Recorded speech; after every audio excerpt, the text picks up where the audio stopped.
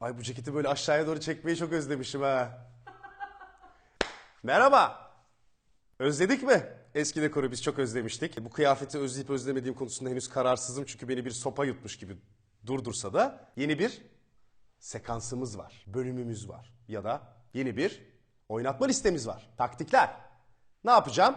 Öyle arka arkaya bir sürü araştırma, böyle felsefeler değil. Bu sefer direkt bam bam bam taktik vereceğim.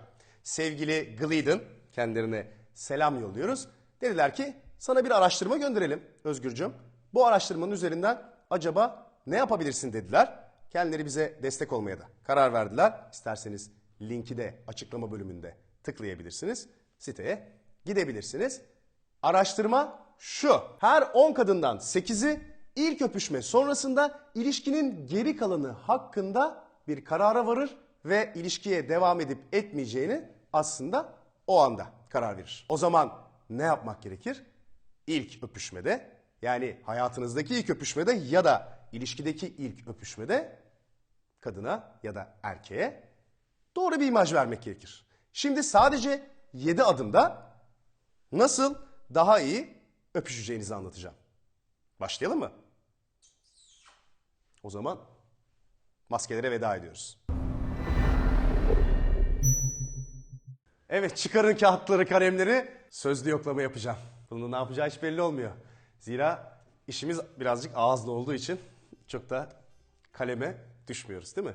Müthiş bir tahta hazırladık. Burcu Hocam'la Mali Bey gerçekten eşsiz şeyler yaptılar. Burada öpüşenler var, konuşanlar gibi. İnşallah buraya bol bol isim gelecek bu videodan sonra.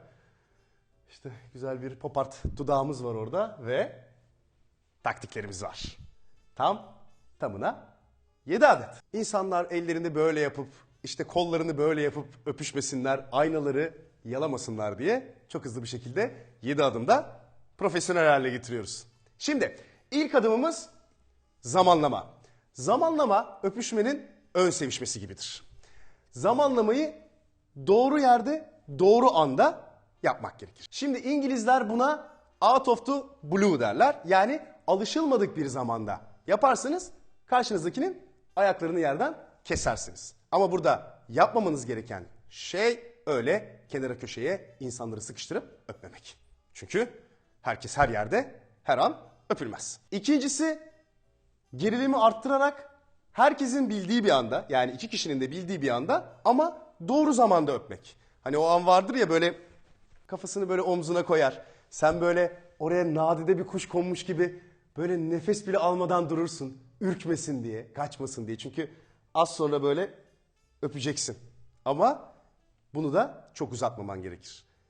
İki tarafta öpüşeceğini bilir ama bunu çok uzatırsan, gerilimi çok fazla arttırırsan o zaman aslında tam olarak gerilimi geçtiğin ve marketin oradan sağa döndüğün için istediğin etkiyi alamazsın. O yüzden doğru zamanda öpmek öpüşmenin ilk kuralıdır. İkincisi 3D kuralı. 3D kuralı nedir? Dil, diş ve dudak. Bu 3 tane şeyden oluşur aslında öpüşmek. Yani tamam, demin dediğim gibi zamanlama çok önemli. Sonuçta eller, kollar, diller, dişler ve dudaklardan ibaret olmasa da aslında öpüşmeye başladığın andan itibaren 3 tane temel şeyden oluşur. Dil, diş ve dudak. Sinirler en çok diş etleri ve dudak bölgesinde toplandığı için o yüzden buralara dikkat etmen gerekir. Dilini bademcik ameliyatı yapar gibi hemen insanın gırtlağına sokmuyorsun. Değil mi? Çünkü yani ameliyat yapmıyoruz. Neticede romantik bir an yaşıyoruz. Bu dilin önce senin ulaşmak istediğin yerin giriş kapısında, yani dudakların üzerinde geziniyor olması gerekir.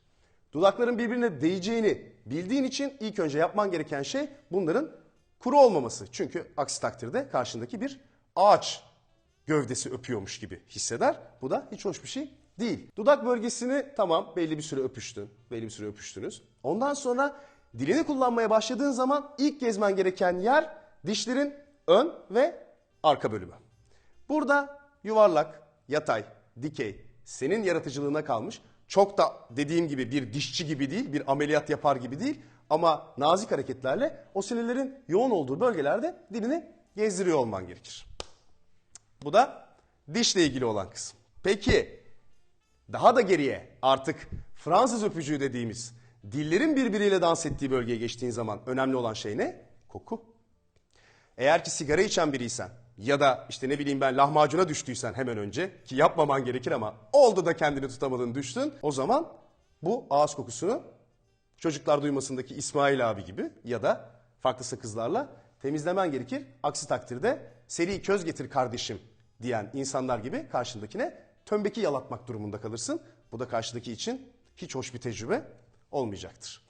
Dil bölgesine geçtiğinde dilin iki tane temel hareketi var. Bir, birbirine temas etmesi, bir de yuvarlak hareketler yapması. Burada yapman gereken şey onun dilinin arkasına geçmemek. Onun dilinin arkasına geçmeye çalışırsan o zaman gerçekten demin dediğim gibi bir bademcik ameliyatına döner bu. Karşı taraftaki için bu irite edici bir şey olur ve ister istemez refleks olarak kendini geri çekmek ister. O dillerin doğru bir şekilde, yuvarlak bir şekilde dans ediyor olmaları gerekir. Yani bu dili böyle içeriye bokunu çıkartana kadar sokmayacaksın.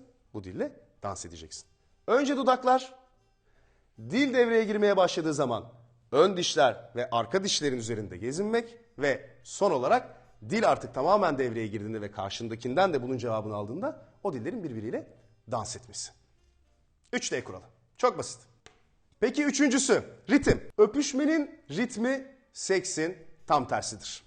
Sekste ritmini çok fazla değiştirir, pozisyonu çok fazla değiştirirsen karşındakini orgazmdan uzaklaştırırsın. Ne demiştik? Pornonun aksine aslında kadınlar ya da erkekler çok fazla pozisyonun değişmesinden değil, orgazma ulaşabilmek için belli bir ritmin yakalanmasından hoşlanırlar. Öpüşmede bu tam tersidir. Eğer ki rutin bir şekilde öpüşmeye devam eder ve pozisyonunu hiç değiştirmezsen bir süre sonra beyin onu kanıksar ve sıkılır. O yüzden kafanın pozisyonunu, öptüğün yeri, dilinin gezdiği yeri, ritmini ve hareketini değiştirmen gerekir. İstersen yuvarlak hareketlerle, istersen dilini daha sonra geriye çekip dudaklarına devam edebilirsin. Burada dişleri birbirine çarptırmadan kibar bir şekilde öpüşebilirsin.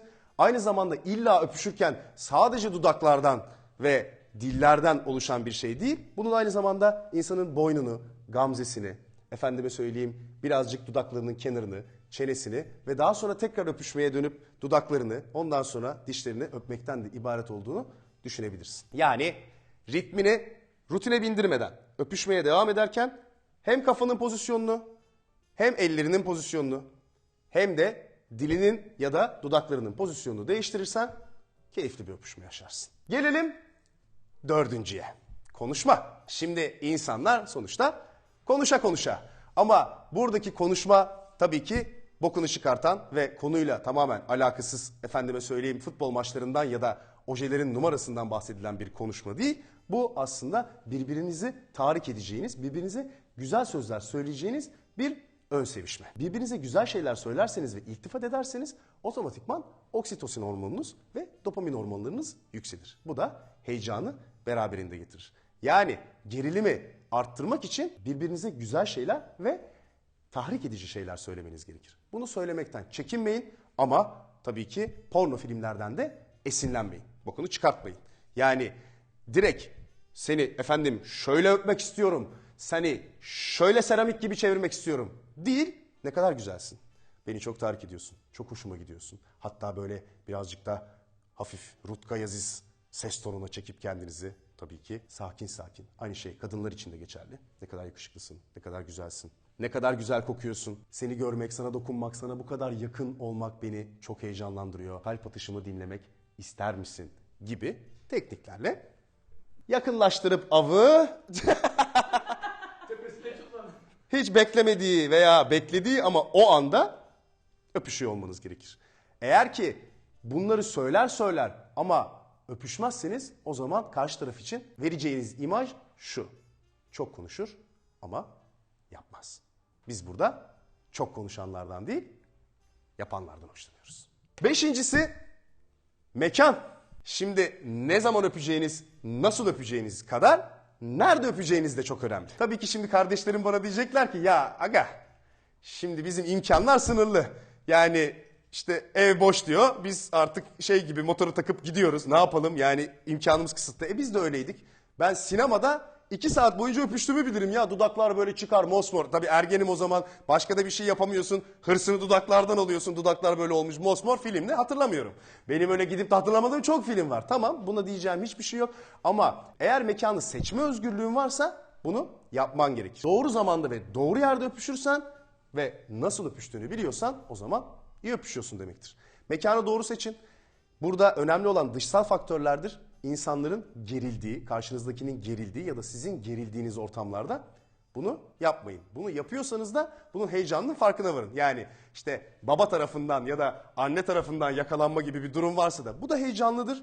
Ancak birinci tercih olmamalıdır. Belki daha ilerleyen zamanlarda. Altıncısı ise eller. Şimdi nasıl ki ben bu videoda ellerimi kollarımı nereye koyacağımı bilemezsem böyle kadrajdan çıkıp aslında elleri olmayan küçük bir Hüsamettin gibi görünüyor olsam da böyle koyduğumda ne kadar kibar, tam bir 24'lük cetveli doğru zamana bölmüş bir hoca gibi görünüyorum. Değil mi? İşte eller de öpüşme sırasında aslında tam olarak bunu yapmalı. Eğer ki ellerini kullanmaz ve bunun sadece dudaklardan ve dillerden ibaret bir şey olduğunu düşünüyorsan kesinlikle yanılıyorsun. Yapman gereken şey ellerini ve kollarını doğru kullanmak. Nasıl? Belini kavramak. Kadınlar güçlü ve onlara sahip olacağına inandıkları erkekle içgüdüsel olarak birlikte olacakları için bu kadınlar için iyi bir avantajdır. Erkekler için de aynı şekilde sahiplenme duygusunu pekiştirmek için bu elleri omuzlara koyabilirsin. Ya da onun da beline ya da kalçasına dokunabilirsin. Değil mi? Elim yok. Elim yok değil mi? O görünmüyor işte. O görünmüyor. Onu göstermiyoruz. Bu eller hemen böyle aslında kalçaya, ciciklere gitmemeli. Bu eller önce yüze, saçlara ve boyna gelmeli. İstersen belinden kavrayabilirsin, istersen saçını okşayabilirsin, kafa derisine masaj yapabilirsin ya da daha da tutkulu bir öpüşme için yüzünü elleyebilirsin. Tabii ki bunu bir oyun hamuru gibi mıncıklamayacaksın. Ellerinin temiz olduğundan emin olacaksın ama bu el böyle güzel, tatlış, yüzde, saçlarda, ondan sonra boyunda, sonra belde, sonra senin düşündüğün yerlerde gezecek.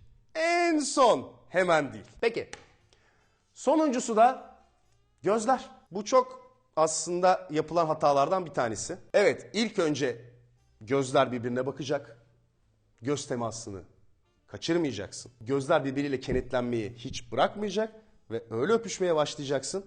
Bu kesinlikle yapman gereken şey. Ama öpüşmeye başladıktan sonra bu gözleri açık tutmayacaksın. Yani zaten senin o anda gördüğün şey bu kadar yakın bir şey olduğu için zaten sen göremiyorsun. Karşındaki gözlerini açarsa şayet senin bir kere yeterince zevk almadığını düşünecek. İkincisi de sana kendisine bakan 2 tane şaşı göz görecek.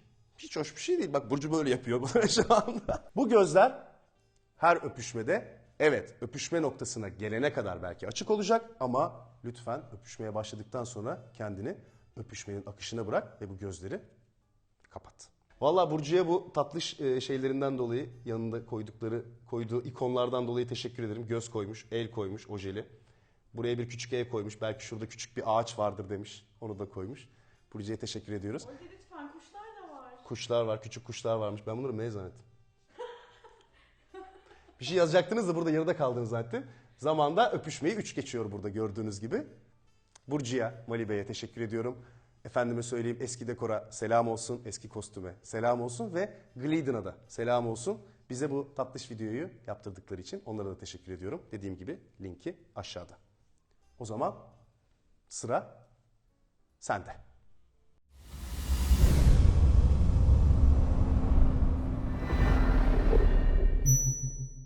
Bu işler ince işler. Sevgiler. Maskeyle öpüşeyim mi?